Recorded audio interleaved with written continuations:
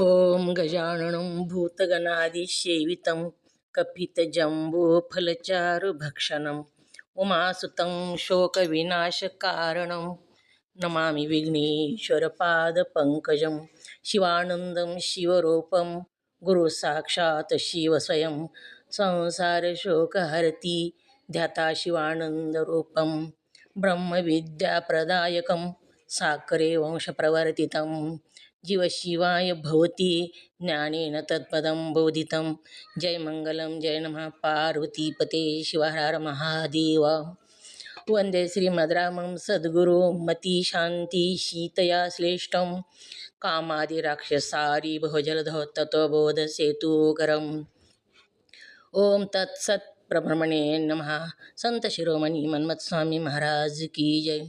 जगद्गुरु सिद्धारूढ स्वामींच्या चरणी वंदन करून श्रोत्रिय ब्रह्मनिष्ठ सद्गुरू शिवानंद स्वामी परभणीकर माझ्या हृदयामध्ये स्थापित करून सद्गुरू पंडित पितांबरजींना वंदन करून जगद्गुरू शंकराचार्यांना वंदन करून जगद्गुरू पंचाचार्यांना वंदन करून लिंगायक्य गुरु महालिंगेश्वर शिवाचार्य महाराज यांच्याही चरणी अनंत कोटी प्रणिपात करून श्रोत्रिय ब्रह्मनिष्ठ सद्गुरू महादेव कुंभार आप्पाजी यांच्याही चरणी कोटी कोटी प्रणिपात करून तुम्हा सर्व मुमुक्षु जनांच्या चरणी विनम्र अभिवादन करून आपण पंचीकरण ग्रंथामध्ये प्रवेश होऊया।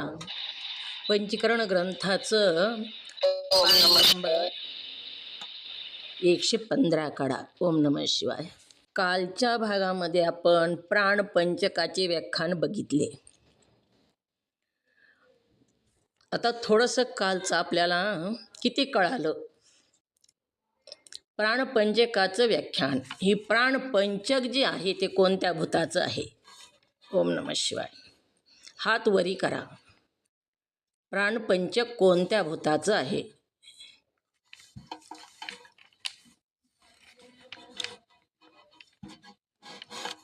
मीनाताई बोला, कोणत्या भूताचं आहे प्राणपंचक।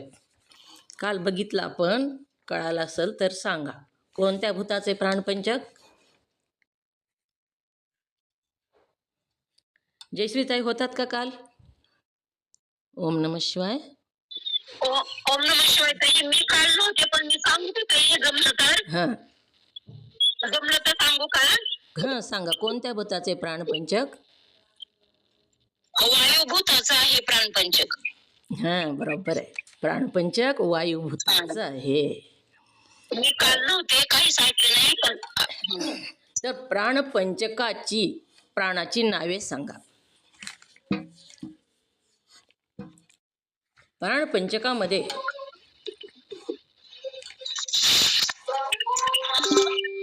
ओम नमः शिवाय ताई, नंबर 1 व्यान, नंबर 2 समान, नंबर 3 उदान, नंबर 4 प्राण, नंबर 5 अपान, ही प्राण पंचकाची।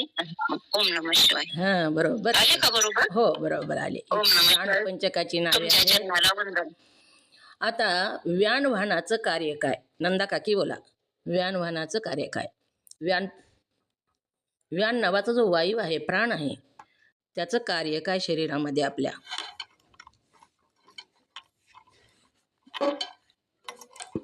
नंदा काकी पाटील सांगा।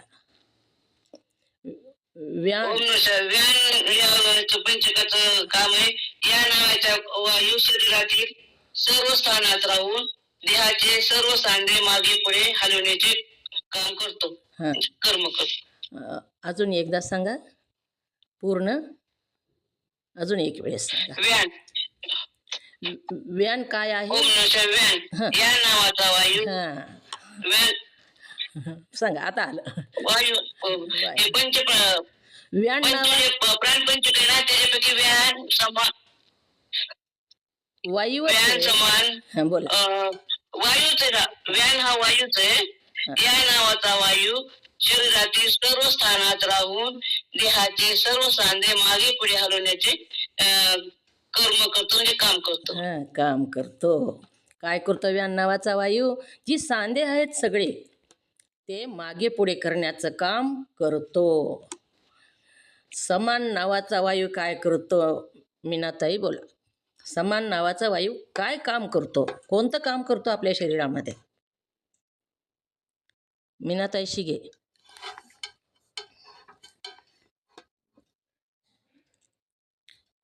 ओम नम शिवाय. सुनंदाताई पाटील बोला. समान नावाचा वायू काय काम करतो शरीरामध्ये?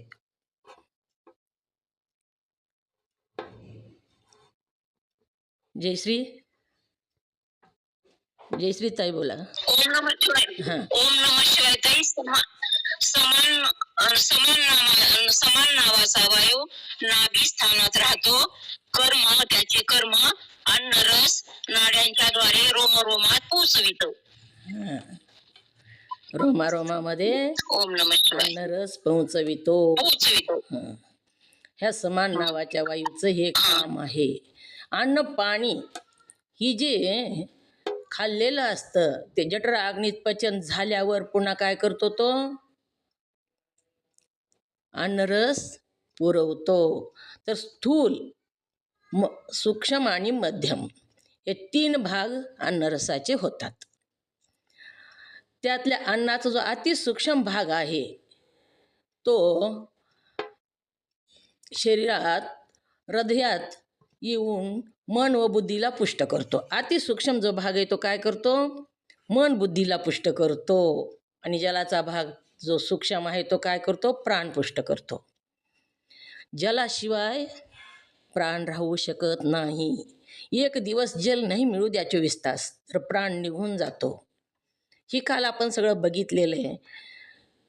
आणि अन्न व जल याचा दुसरा जो स्थूल भाग आहे तो कुठं जातो? स्थूल भाग ओम नमः शिवाय ताई मल भागात जातो. मलमूत्र. मल व मूत्र घाणेरडा आहे तो बाहेर पडतो. पण गुद आणि शिश्न या द्वाराने शरीराच्या बाहेर निघून जातो. आणि बाकीचा जे राहिलेला अन्नरसाचा भाग आहे, मध्यम रूपाचा भाग, तो त्याचं काम काय? समान वायूच्या नाड्याच्या द्वाराने सर्व शरीरात रोम ठिकाणी पोहोचवितो. ओम नमः शिवाय. रोम म्हणजे काय? रोम काय? ओम नमः शिवाय. तुमचाच प्रश्न आहे कालचा. रोम. मला माहिती काल पाठाला जायचे म्हणून बरोबर लक्षात राहिलं. किती रोम आहेत आपल्या शरीरावर? किती रोम आहेत सगळे? ओम नमः शिवाय. आहेत का लक्षात कुणाच्या?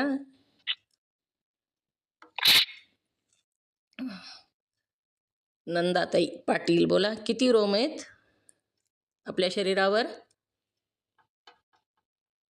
3.5 कोटी. 3.5 कोटी रोम आहेत आपल्या शरीरावर. आणि पृथ्वीवर तीर्थ सुद्धा किती आहेत? 3.5 कोटी तीर्थ आहेत. त्या मध्यम रसाचा परिणाम रक्त आणि मांस तयार होतं आणि ते शरीराला पुष्ट करतं. हे आपण काल बघितलेलं आहे. तर हा जो समान नावाचा वायू आहे तो माळ्याचं काम करतो म्हणून काल सांगितलं. सगळ्या रोमारोमामध्ये तो आवश्यक पदार्थ पुरवतो. आता उदान वायूचं काम काय? उदान वायू काय करतो?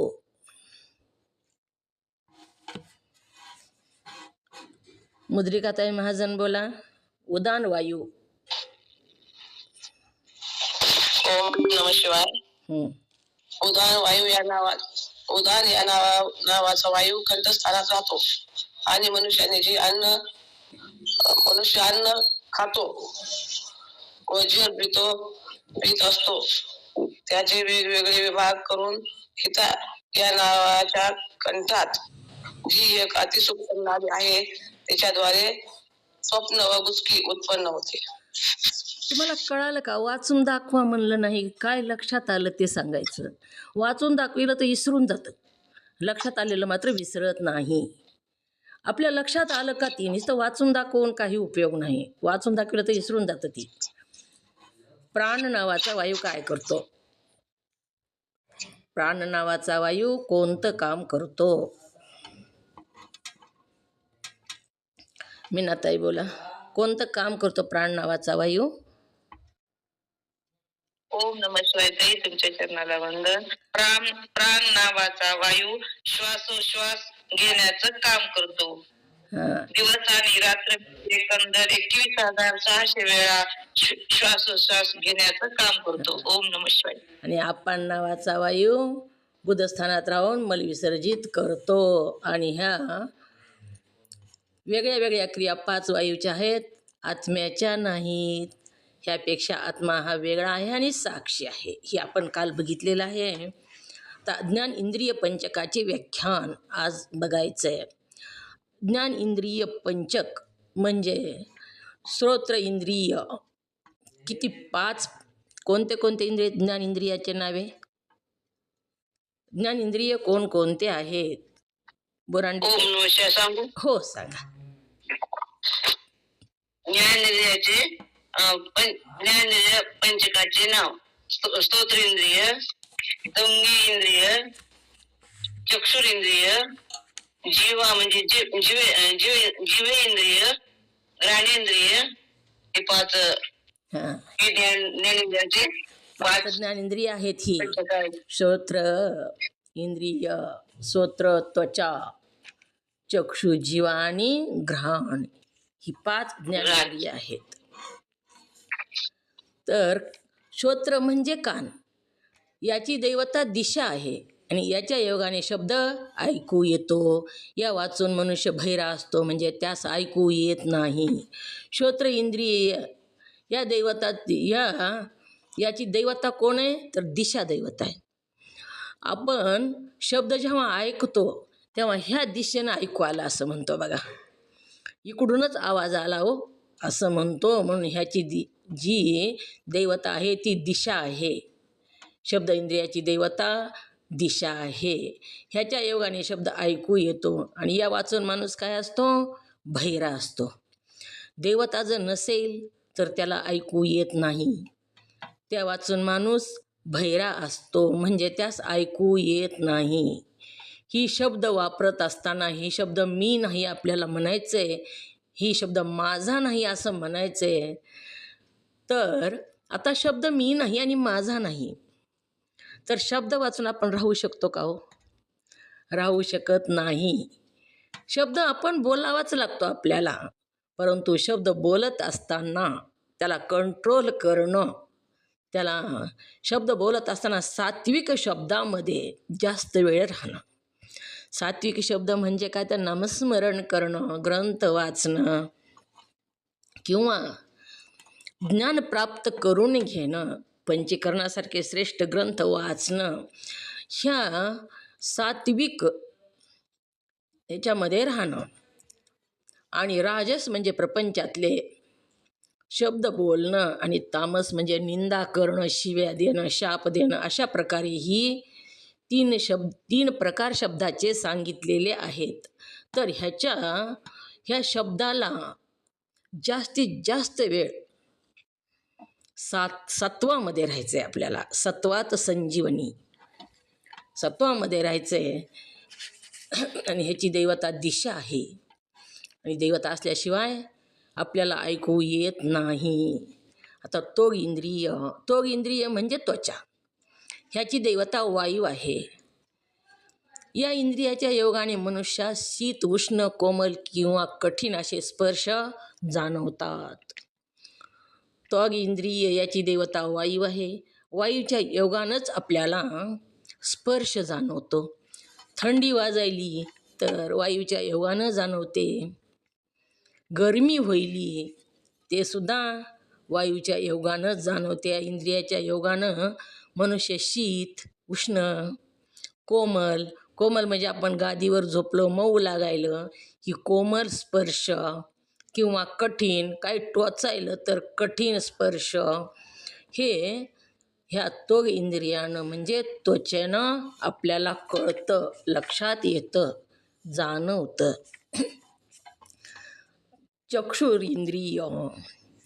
चक्षुरेंद्रिय याची दैवता काय आहे? तर सूर्य आहे. याच्या योगाने नाना प्रकारची रूपे मनुष्य बघतो. चक्षुरेंद्रिय असेल आणि सूर्य देवता असेल तरच आपल्याला दृश्य बघता येतं, समोर काय आहे ते बघता येतं. याच्या वाचून मनुष्य काय असतो? आंधळा असतो. सूर्य देवता असेल आणि डोळे नसतील तरीही बघता येत नाही, किंवा डोळे आहेत आणि सूर्य देवता नाही तरीसुद्धा मनुष्य आंधळा असतो, त्याला बघता येत नाही. प्रत्यक्षसुद्धा बघा तुम्ही, अंधकार असेल, रात्री अमावस्येची रात्र आहे, डोळे आहेत परंतु वस्तू दिसत नाही. आणि सूर्यनारायण आहे, पण जेव्हा आंधळाच असतो, डोळे नसतात, तेव्हाही वस्तू दिसत नाही. म्हणून चक्षुर इंद्रियाची देवता सूर्य आहे. जिव्हा इंद्रिय याची देवता वरुण आहे. या इंद्रियाच्या योगाने खारट, आंबट, गोड इत्यादी षडरस मनुष्यास जाणता येतात. याच्या वाचून ते जाणता येणार नाहीत. जिव्हा जर नसेल तर हे षडरस आपल्याला जाणता येत नाहीत. आणि जिव्हा इंद्रियाची जी देवता वरुण ही नसेल तरीसुद्धा आपल्याला षडरस जाणता येत नाही. त्रिपुटी असल्याशिवाय व्यवहार होत नाही. आपण त्रिपुट्या बघितलेल्या आहेत आणि पुढे सुद्धा आलेल्या आहेत त्रिपुट्या. घ्राण इंद्रिय याची देवता अश्विनी कुमार आहे. याच्या योगाने जीवास सुगंध व दुर्गंध समजतात. याच्या वाचून ते समजावयाचे नाहीत. या पाचही ज्ञानेंद्रियांना तू जाणतोस, त्यामुळे हीच तू नाहीस, तू या सर्वाचा साक्षी आहेस. आता इथं ह्या इंद्रियाचा तू, ज्ञान इंद्रियाचा तू साक्षी आहेस. साक्षी म्हणजे काय आणि इथं कसा साक्षी आहे हे सांगायचं. ओम नमः शिवाय. आधी साक्षीचं लक्षण सांगायचं आणि पुन्हा तो कुणाचा आणि कसा साक्षी आहे ते सांगायचं. मीनाताई बोला. ओम नमः शिवाय ताई, तुमच्या चरणाला वंदन. साक्षी म्हणजे समीप असावा, राग द्वेष रहित असावा, म्हणजे चैतन्य स्वरूप असावा. चैतन्य स्वरूप असावा म्हणजे ज्ञान रहित असावा. ज्ञान रहित नाही, राग द्वेष ज्ञान स्वरूप आहे. ज्ञान ज्ञान स्वरूप असावा. तर इथं कसा आहे तो साक्षी, कुणाचा साक्षी आणि तो कसा आहे इथं? ग्रहणाचा का, ग्रहण इंद्रियाचा का? नंदा काकी बोला बरं, आलं का लक्षात? ओम नमः शिवाय. साक्षी म्हणजे समीप असावा म्हणजे जवळ असावा, उदासीन असावा म्हणजे राग द्वेषरहित असावा, आणि चैतन्य स्वरूप असावा म्हणजे ज्ञान रूप असावा. इथं साक्षी कर्मेंद्रियाचे जे पंचक आहेत ना, त्यांना त्यांचं साक्षी असतो. कर्मेंद्रिया म्हणजे कर्मेंद्रियाचा साक्षी आहे. आपण कोणतं पंचक बघत आहोत? ज्ञान इंद्रिय पंचक.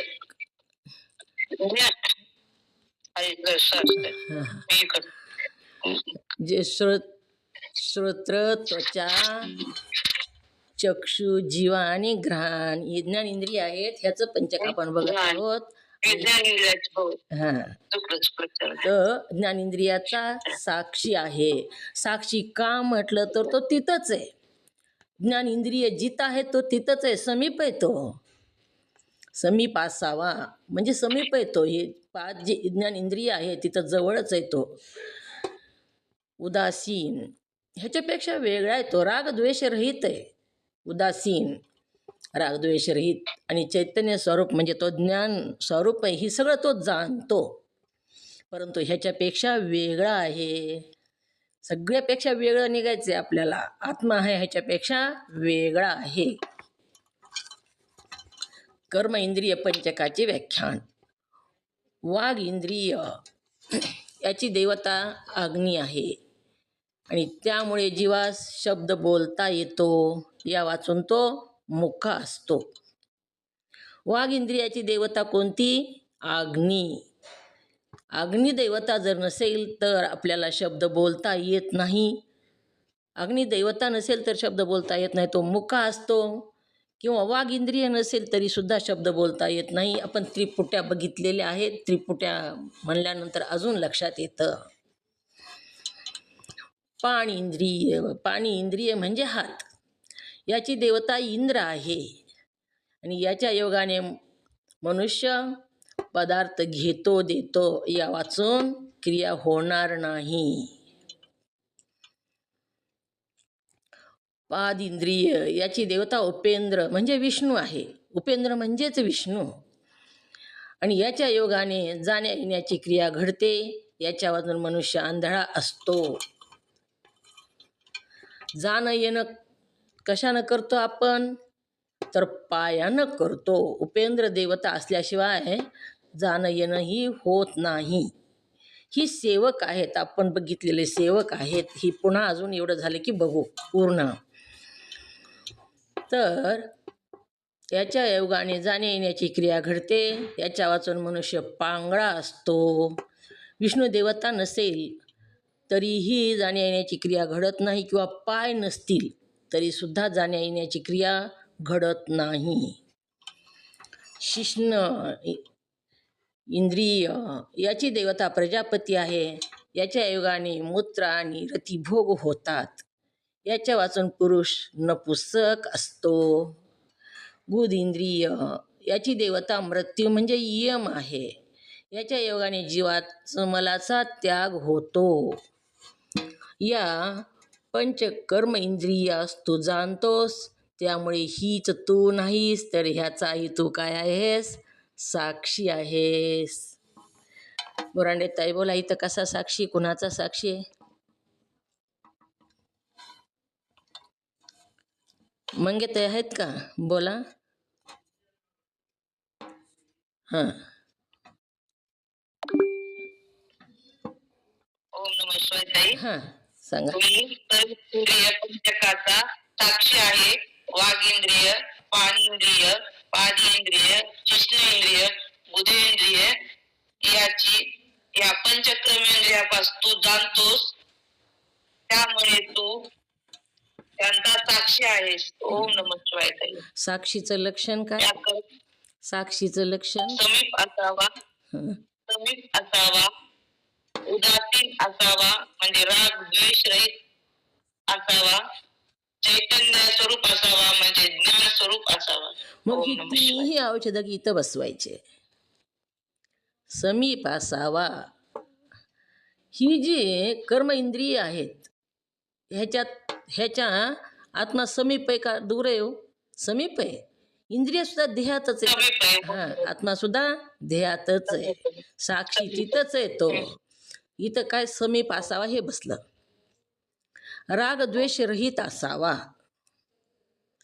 तो वेगळा असल्यामुळं राग द्वेषाचे काहीच नाही. तो वेगळा आहे, राग द्वेष रहित आहे आणि चैतन्य स्वरूप आहे. याला दृष्टांत कोणता दिलेला आहे? साक्षीला दृष्टांत कोणता आहे साक्षीचा? आहे का लक्षात?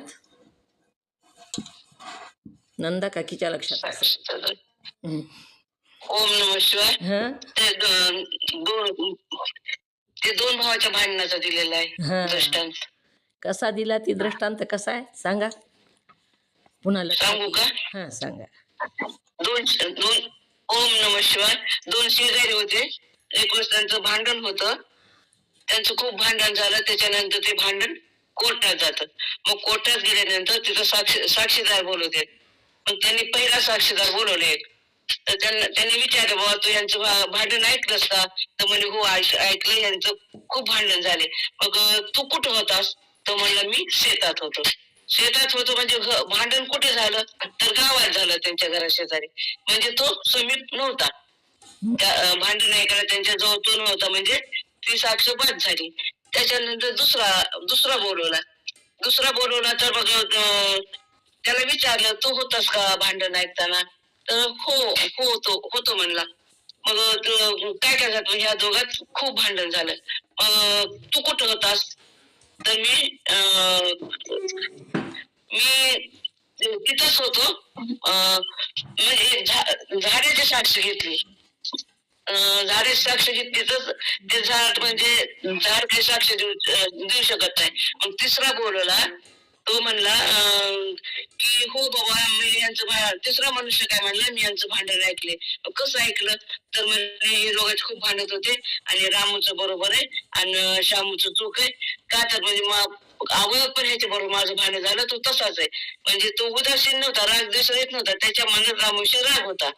मग तिसरा बोलवला, तिसरा माणूस एक रस्त्याने जात होता, त्याला बोलवलं. मग त्याला विचारलं बाबा तू याचं भांडण ऐकलंस का?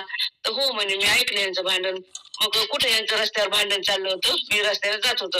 मग कोण बरोबर आहे ह्याच्यात, म्हणजे कुणाच चूक आहे कोणाचं बरोबर आहे? तर तो म्हणला रामूचं बरोबर आहे आणि श्यामू चूक आहे.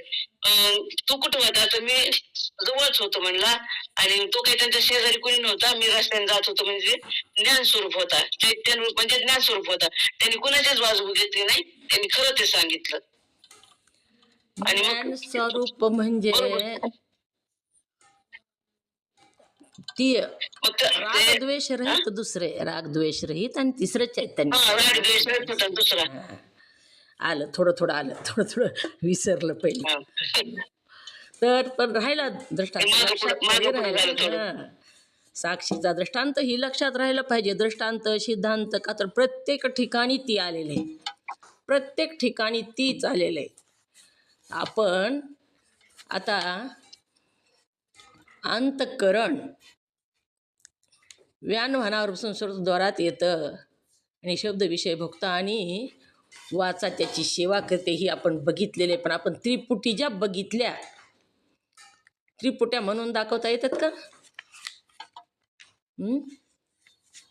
म्हणून दाखवता येईल का त्रिपुट्या? काय विसरून गेलं? ओम नमः शिवाय.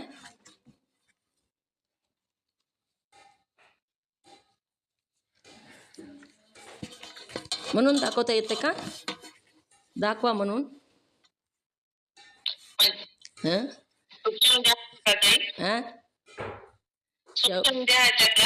नाही, शब्द ऐकिला. हा, कोणती म्हणून दाखवा. दाखवा. शब्द ऐकला श्रोत्यात कानाने हो, दिशा देवतेच्या योगाने, स्पर्श झाला त्वचेला हो वायू देवतेच्या योगाने, रूप देखिले चक्षुने हो सूर्य देवतेच्या योगाने, रस घेतला जीवाने हो वरुण देवतेच्या योगाने, गंध घेतला घ्राणाने हो अश्विनी कुमार देवतेच्या योगाने, सद्गुरू या गुण सद्गुरु म्हणे याला पाहीन, यातून तो वेगळा राही रे. आलं, छान आलं. हो, आलं. तर अशा प्रकारे त्रिपुट्या आहेत. कर्म इंद्रिय, ज्ञान इंद्रिय सगळ्याच त्रिपुट्या आपण बघितलेल्या आहेत. कर्म इंद्रिय, वाघ इंद्रिय. तर वाघ इंद्रिय जी आहे ह्याची देवता कोणती आहे? देवता कोणती वाघ इंद्रियाची? ओम नमः शिवाय. हा, अग्नी देवता आहे वाघ इंद्रियाची. पाद इंद्रियाची देवता कोणती?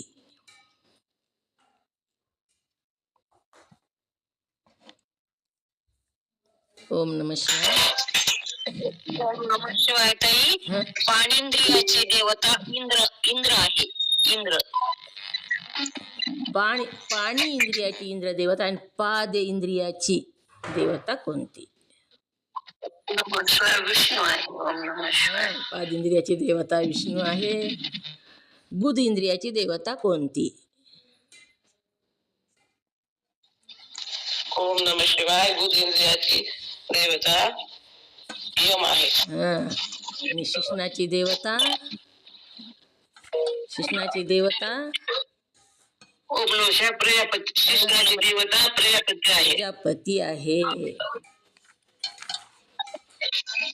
अहंकार जो आहे, अहंकाराची देवता कोणती?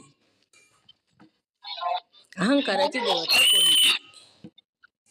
ओम नमः शिवाय. रुद्र. अहंकाराची देवता रुद्र आहे. रुद्र आहे. तर ब्रह्मदेवता कोणाची आहे? ब्रह्मदेवता कोणाची आहे? सांगू मी बुद्धीची ताई. ओम नमः शिवाय. बुद्धी. मनाची देवता कोणती?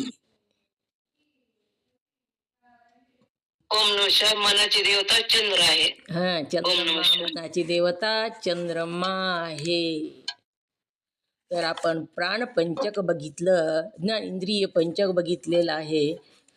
कर्म इंद्रिय पंचकाचं व्याख्यान. वाघ इंद्रियाची देवता अग्नी आहे. याच्यामुळे जीवास शब्द बोलता येतो, या वाचून तो मोखा असतो.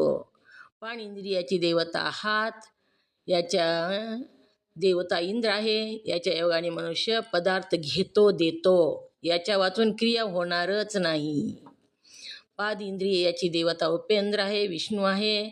याच्या योगाने जाण्या येण्याची क्रिया घडते, याच्या वाचून मनुष्य पांगळा असतो.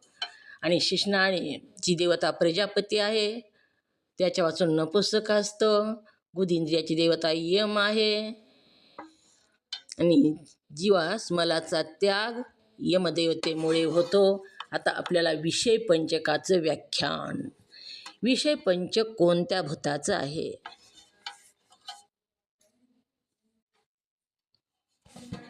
ओम नमः शिवाय. ओम नमः शिवाय. पृथ्वी भूताचा आहे. हा, विषय ओम नमः पंचक शिवाय. पृथ्वी भूताचं. आता विषय पंचक आपल्याला बघायचं आहे. वाचा ताई, पहिला पॅरेग्राफ वाचा एक. ओम नमः शिवाय ताई, तुमच्या चरणाला वंदन. ओम नमः शिवाय. विषय पंचकाचे व्याख्यान. शब्द, स्पर्श, रूप, रस आणि गंध हे 5 विषय आहेत. याहूनही आत्मा भिन्न आहे. आत्मा विषय रूप नाही असे जाणावे. आणि या 5 विषयात जो मनुष्य आसक्त होतो त्याला बंधन प्राप्त होते. यासाठी त्याचा त्याग करावा. कारण यापैकी एका विषयातच एक विवक्षित जीव आसक्त होऊन राहिला तर त्याचा नाश होईलच होईल. हे निराळे कशाला सांगावयास पाहिजे? शिष्य म्हणतो, कोणता विवक्षित जीव कुठल्या विषयात आसक्त राहून नाश पावतो ते कृपा करून सांगावे. ओम नमः शिवाय. वाचू का? हो, वाचा. गुरु म्हणतात शब्द विषयात आसक्त होऊन वाचा ना, वाचा तेवढं. गुरु म्हणतात शब्द विषयात आसक्त होऊन हरी मरण पावते ते असे. एखादा लबाड सुस्वर कंठाचा पारधी रानात मुद्दाम सुस्वर गाऊ लागतो. त्याच्या गाण्याने नादावून गाणे स्पष्ट ऐकू यावे म्हणून एखादे हरींच्या पारध्याच्या अगदी जवळ येऊन बसते. इतक्यात पारधी ताबडतोब येऊन दग्याने त्यास पकडून ठार मारतो. अशा रीतीने शब्द विषयात आसक्ती ठेवल्याने हरी नाश पावते. ओम नमः शिवाय. स्पर्श विषयात आसक्त ओम होऊन नमः शिवाय. बस झालं. ओम नमः शिवाय. शब्द, स्पर्श, रूप, रस आणि गंध ही 5 विषय आहेत. ही 5 विषय पृथ्वीचे आहेत. ह्याची पृथ्वी महाभूताचे हे 5 विषय सांगितलेले आहेत. तर ह्या 5 विषयामध्ये एक प्राणी एका विषयामध्ये आसक्त होऊन मरण पावला. पण ही जी 5 विषय जे आहेत ह्याहून आत्मा भिन्न आहे. आत्मा विषय रूप नाही. विषयच म्हणजे आत्मा नाही, विषय रूप नाही. तर आत्मा ह्याहून काय आहे? वेगळा आहे असे जाणावे. हे विषय वेगळे आहेत आणि आत्मा वेगळा आहे असे जाणावे. आणि या 5ही विषयात जो मनुष्य आसक्त होतो त्याला बंधन प्राप्त होते. एका विषयात आसक्त झालं तरीसुद्धा एक प्राणी मरतो. आणि मनुष्याकडं तर हे 5ही विषय आहेत. मनुष्य आसक्त होतो त्याला बंधन प्राप्त होते. ही 5 विषयात मनुष्य आसक्त होतो म्हणूनच त्याला बंधन प्राप्त होते. एक विषयसुद्धा इतका घातक सांगितलेला आहे. एका विषयामध्ये आसक्त झालं तरीसुद्धा एक जीव जातो. आणि मनुष्य तर 5ही विषयात आसक्त आहे. यासाठी त्याचा त्याग करावा, कारण यापैकी एक एक विषयातच एक एक विवक्षित जीव आसक्त होऊन राहिला तर त्याचा नाश होईलच होईल. हे निराळे सांगावयास पाहिजे. वेगळे कशाला सांगायचं, ही होणारच असं सांगू लागलेले आहेत. पुन्हा शिष्य प्रश्न विचारतोय, कोणता विवक्षित जीव कुठल्या विषयात आसक्त राहून नाश पावतो ते कृपा करून सांगावे. कोणता जीव? ओम नमः शिवाय. हं? विवक्षित म्हणजे इच्छा विवक्षित. इच्छा इच्छा. हां, इच्छा. कोणत्या विवक्षित जीव म्हणजे इच्छा, एका विषयाची जरी इच्छा धरली तरी सुद्धा तो त्या विषयामध्ये त्याचा घात होतो, तो मरण पावतो. विवक्षित म्हणजे इच्छा. लिहून घ्या ग्रंथावर, तिथं लक्षात येत असेल तर पुन्हा वाचताना लक्षात येते. जीव कुठल्या विषयात आसक्त राहून नाश पावतो ते कृपा करून सांगावे. कोणत्या इच्छेमध्ये कोणता जीव नाश पावला हे मला कृपा करून सांगा, असं शिष्याचा प्रश्न आहे. काय प्रश्न आहे शिष्याचा? काय प्रश्न विचारला शिष्यानं? गप का बसायला, कळायला नाही का काहीच? ओम नमः शिवाय. हं? शिष्याने प्रश्न विचारला की कोणता जीव कुठल्या विषयात आसक्त झाल्यानंतर नाश पावतो. सगळे झोपले का पाठातले? मी ना आता थोडं बोलायल्यात. गुरु काय म्हणतात, शब्द विषयात. हो ना, बोलायलाच पाहिजे ना. विचारलेस, सगळीने गप्प कसं बसावं विचारलेस? तुम्ही ऐकायला कशासाठी? प्रश्नाची उत्तरं देण्यासाठी. मग तुम्हाला समजलं का नाही समजलं बघण्यासाठी प्रश्न विचारायचे असतात. नाहीतर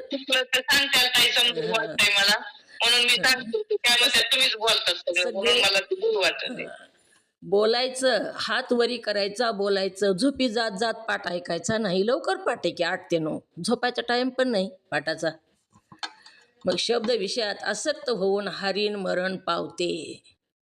गुरु सांगू लागलेले आहेत, शब्द विषयामध्ये आसक्त होऊन हरीण मरण पावते. ते असे कसे मरण पावते? तर एखादा लबाड सुस्सर कंठाचा पारधी, हरणाला पकडायचे त्या पारध्याला, आणि पकडायचं जर असेल तर तो पारधी काय करतो? लबाड असतो तो, कारण त्याला पकडायचं असतं हरणाला, म्हणून तो रानामध्ये जाऊन मुद्दाम सुस्सर गाऊ लागतो. कारण हरणाला शब्द गायन खूप आवडतं हरणाला, त्याच्यामुळं तो तिथं जाऊन सुस्सर गायन गाऊ लागतो. आणि त्याच्या गाण्याने नादावून, गायन हरणाला आवडत असल्या कारणानं तो जवळ येतं, ते हरण नादावून जातं, ते बेहोश होतं. त्याला ते खूप आवडतं ते गायन. गाणे स्पष्ट ऐकू यावे म्हणून, स्पष्ट गाणं ऐकू यावं म्हणून तो काय करता हरीण? तो जो गायन करीत आहे पारधी त्याच्या जवळ येतं, आणि एखादे हरीण त्या पारध्याच्या अगदी जवळ येऊन बसते. इतक्यात पारधी ताबडतोब येऊन दग्याने त्यास पकडून ठार मारतो. त्याला शब्द विषय आवडतो आणि म्हणून ते जवळ येतं. आपला घात होईल ही त्याच्या लक्षात राहत नाही, ही सुद्धा त्याच्या लक्षात येत नाही. तो जवळ येतं आणि जवळ येऊन गायन ऐकण्याच्या मोहानं ते जवळ येऊन बसतं.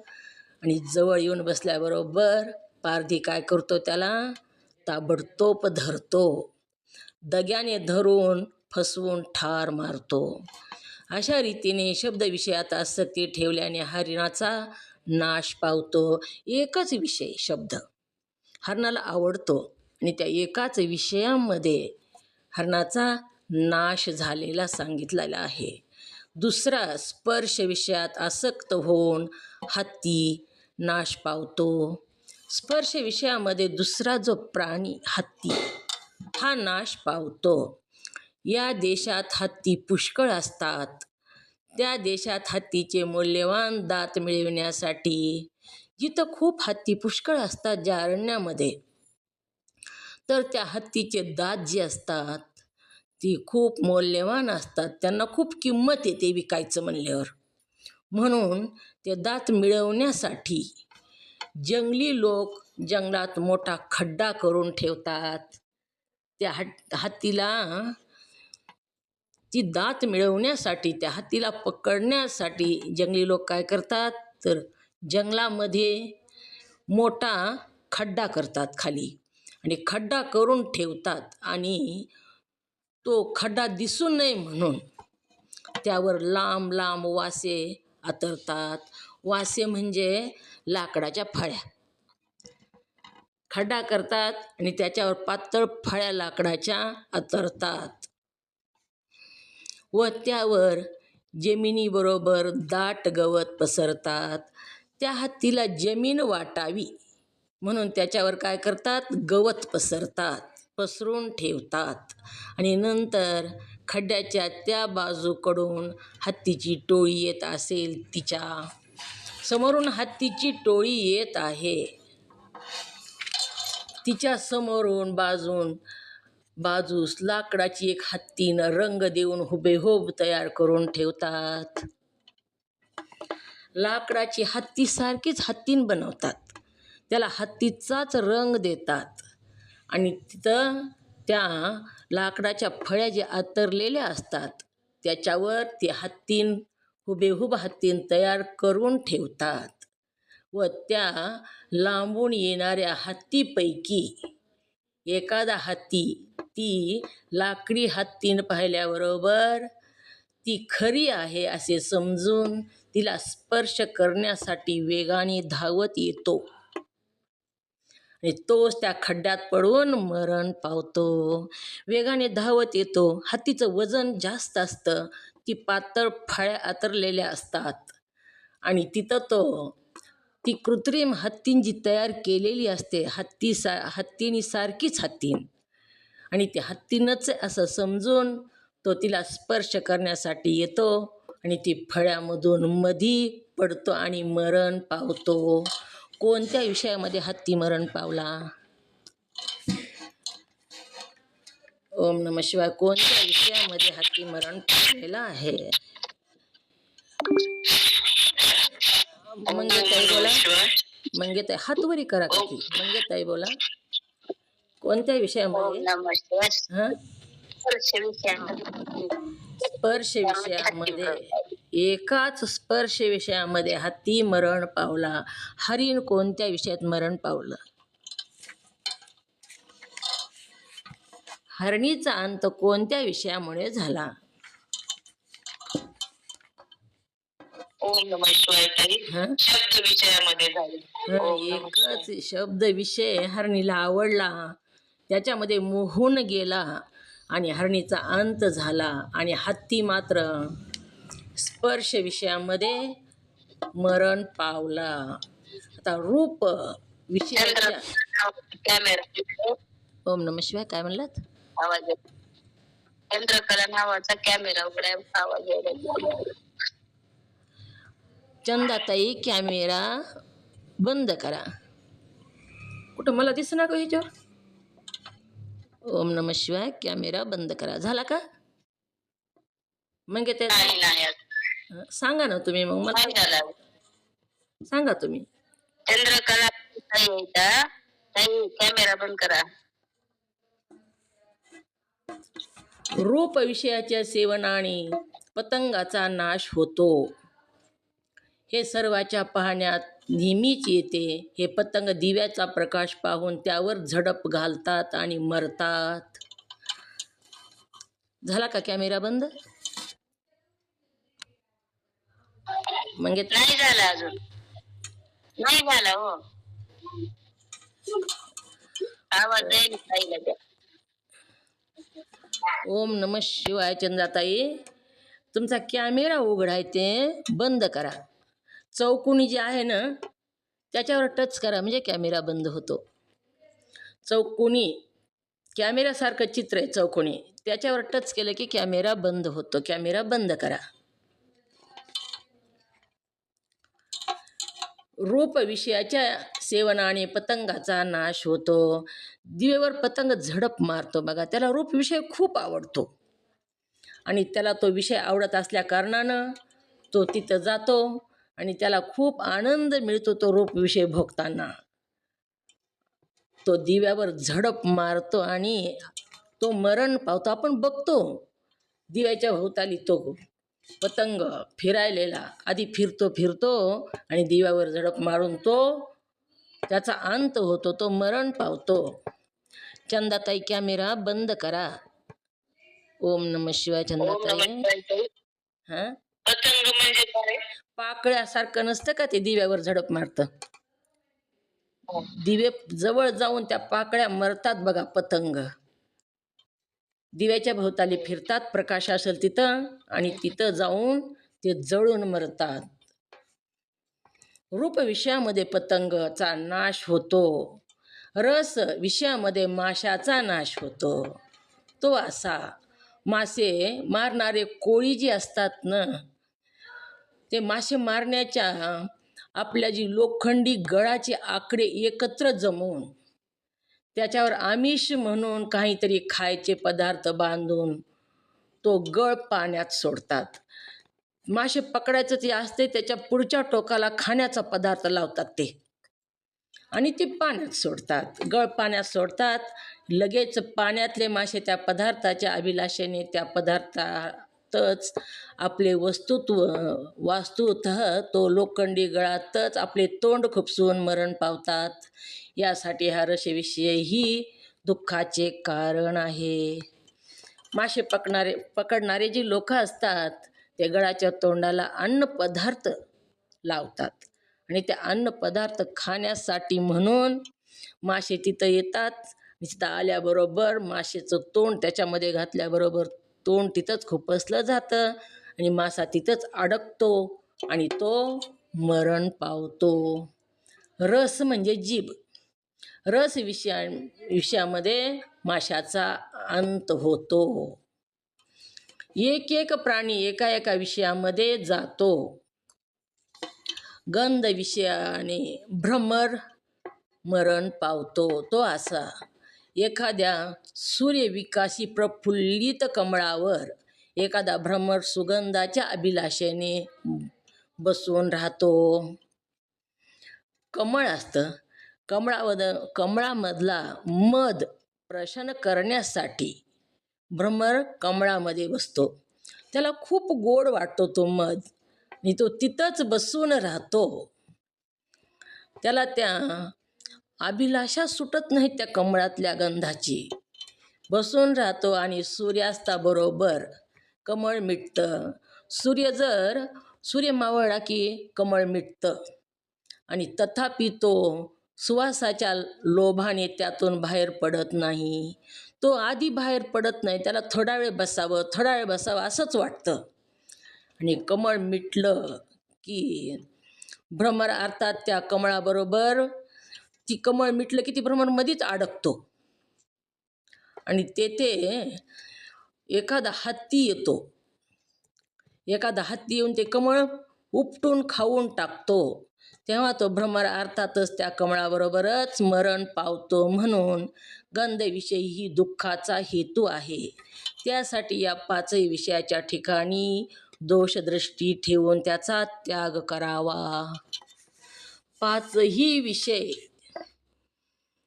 एका विषयामध्ये एक प्राणी मरण पावलेला आहे आणि मनुष्याला ह्या पाचही विषय मनुष्याकडे आहेत. की पाचही विषयामध्ये मनुष्य आसक्त आहे.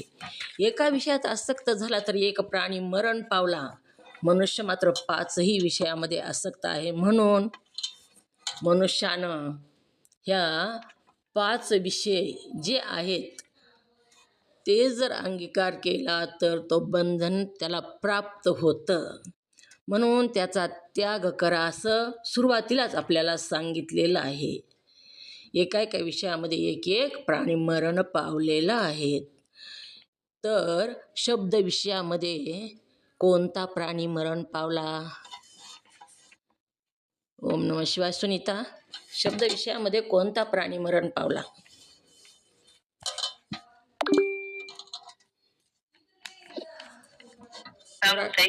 बरांडे ताई बोला. थांबा ताई, दुसरे बोलू द्या. बोला कोणत्या विषयामध्ये शब्द विषयामध्ये कोणता प्राणी मरण पावला? त्यामध्ये हरिण प्राणी पावला. हरिण शब्द विषयामध्ये हरिण मरण पावलेला आहे. पावला. रस विषयामध्ये कोणता प्राणी मरण पावला? रस विषयामध्ये कोणता प्राणी मरण पावला? श्यामलताई बोला. श्यामलताई. त्यामध्ये हरिण पावले. श्यामलताई बोला. रस विषयामध्ये कोणता प्राणी मरण पावला?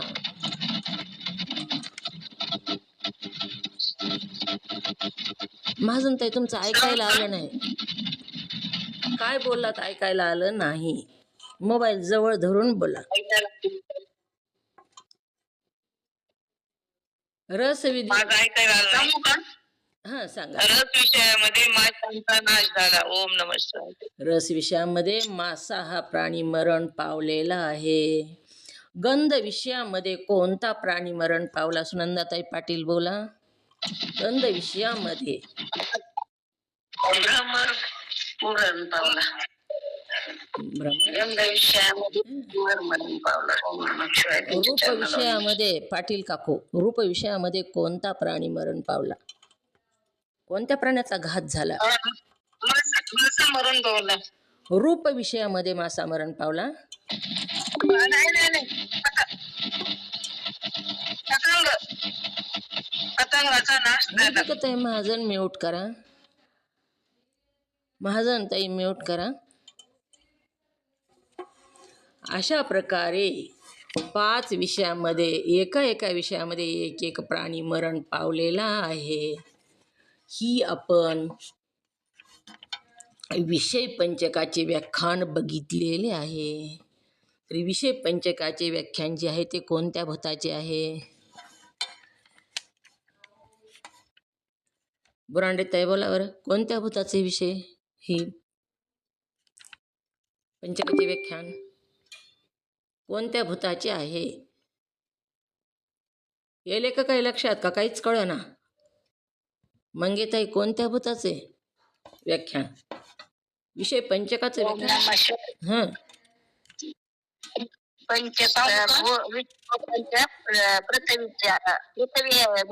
हा पृथ्वी भूताचं आहे.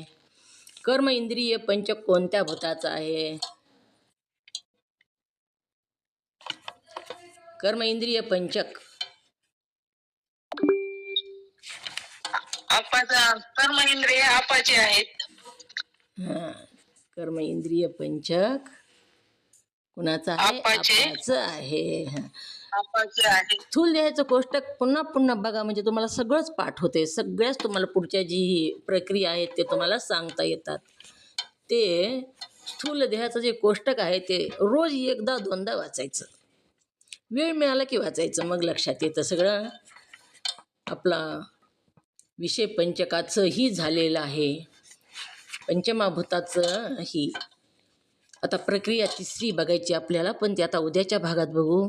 आपला वेळ झालेला आहे. झालेली सेवा सद्गुरूंच्या चरणी समर्पित. तुम्हा सर्व साधकांच्या चरणी समर्पित करून सेवेला पूर्णविराम. जे योग्य शब्द बाहेर पडले ते सद्गुरुनाथाचे, जे अयोग्य शब्द मुखातून बाहेर पडले ते वाणीचा दोष. ओम नमः शिवाय.